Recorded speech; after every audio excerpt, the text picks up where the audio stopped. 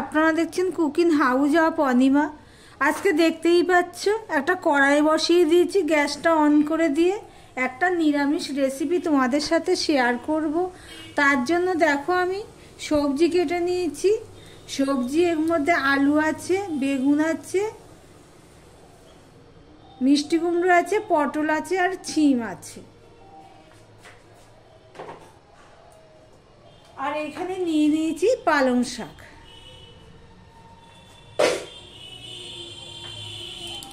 দেখো বন্ধুরা, কড়াইটা গরম হয়ে গেছে। এখানে আমি সাদা তেল দিয়ে দিলাম, একটু বেশিই দিলাম সাদা তেলটা। এখানে কিছুটা বড়ি নিয়ে নিয়েছি। এবার সবার প্রথমে আমি বড়িগুলো ভেজে নেব।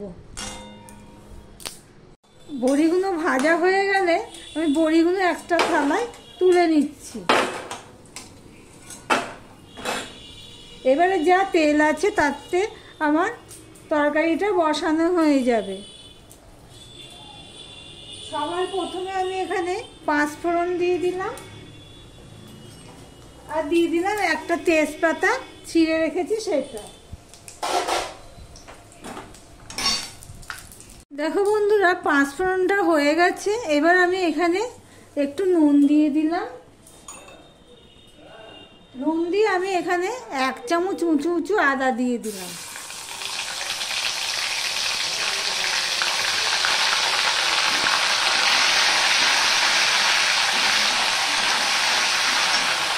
আদাটা বুঝলো। আর এখানে দেখো 3টে কাঁচা লঙ্কা দিয়ে দিচ্ছি।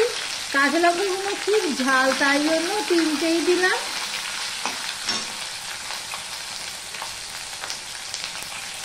ফোড়নে হয়ে গেছে, ফোড়নের গন্ধ বেরিয়ে গেছে। এবারে যে কেটে রাখা সবজিগুলো আমি একে একে সব দিয়ে দিচ্ছি। ভিডিওটি স্কিপ করো না প্লিজ, তোমাদেরকে অনুরোধ করছি, একদম স্কিপ করো না, পুরোটা দেখার অনুরোধ রইল। সব সবজিগুলো আমি দিয়ে দিলাম, দিয়ে সম্পূর্ণটা আমি মিশিয়ে নিচ্ছি। দেখো, এবারে এর মধ্যে আমি হলুদ দিয়ে দিচ্ছি। এখানে তার কোনো মশলা পড়বে না। 1.5 চামচের মতন আমি হলুদ দিয়ে দিলাম। আর এখানে যে কেটে ধুয়ে রাখা পালং শাকগুলো আমি দিয়ে দেব।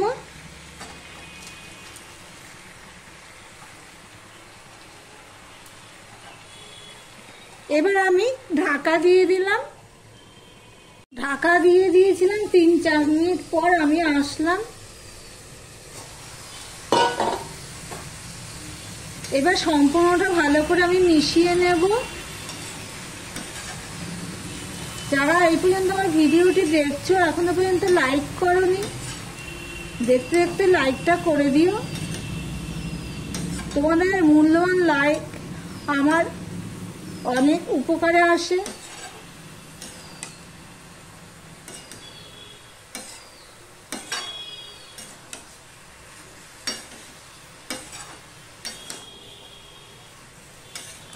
দেখো বন্ধুরা, সম্পূর্ণটা আমি ভালো করে মিশিয়ে নিয়েছি। নিয়ে আমি আবারও ঢাকা দিয়ে দেব। আবারও 2 মিনিট পর আমি আসলাম। কেননা এটা শুকনো তরকারি, জল পড়ছে না তো, লেগে যেতে পারে, সেই জন্য মাঝে মধ্যেই একটুখানি নেড়ে দিতে হবে। ভিডিওটি স্কিপ না করে পুরোটা দেখো প্লিজ। আমি সবার ভিডিওই পুরোটাই দেখি, আর বড় ভিডিও হলে আমি মিনিমাম টাইমটুকু অন্তত দেখি। সম্পূর্ণটা আমি মিশিয়ে নিয়েছি। এবার যে ভেজে রাখা বড়িগুলো আমি দিয়ে দিলাম। আমি রান্নাটা কিন্তু একদম সিম করে দিয়েই করছি। প্রথমে আমি লো টু মিডিয়ামে দিয়েছি, কিন্তু তারপরে আমি ঢাকা দিয়ে দিয়ে সিমে করে রান্নাটা করছি। আবারও ঢাকা দিয়ে দিলাম। দেখো বন্ধুরা, আবার প্রায় 3 মিনিট পর আসলাম। আমি কিন্তু রান্না করছি পুরো সিম করে দিয়ে, নাই তরকারিটা লেগে যেতে পারে। আর মাঝে এসে আমি একবার এইভাবে তরকারিটা উপর নিচ করে দিয়েছিলাম। তোমরা তো সবাই সবার মতন করেই রান্না করো। আমি যেভাবে রান্না করছি সেটাই তোমাদের সাথে শেয়ার করছি। এই নিরামিষ রেসিপিটি দারুণ স্বাদ হয় খেতে, কোনো মশলা নেই, কিছু নেই। ফোড়নটা আর ঝালটা যদি ঠিকঠাক যার যার স্বাদ অনুযায়ী দেওয়া যায় তাহলেই খুব টেস্টফুল রেসিপি। আমি তখন অল্প নুন দিয়েছিলাম, তাই অল্প একটু নুন দিয়ে দিলাম। আর এখানে দেখো আমি 2 চামচের মতন চিনি নিয়ে নিয়েছি, সেই চিনিটুকু আমি দিয়ে দিলাম। চিনিটা যার যার স্বাদ অনুযায়ী দেবে।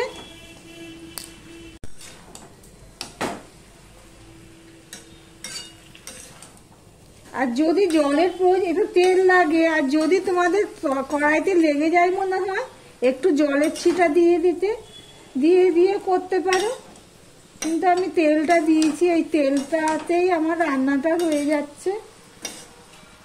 সম্পূর্ণটা আমি চিনি নুন সম্পূর্ণটা আমি মিশিয়ে নিলাম।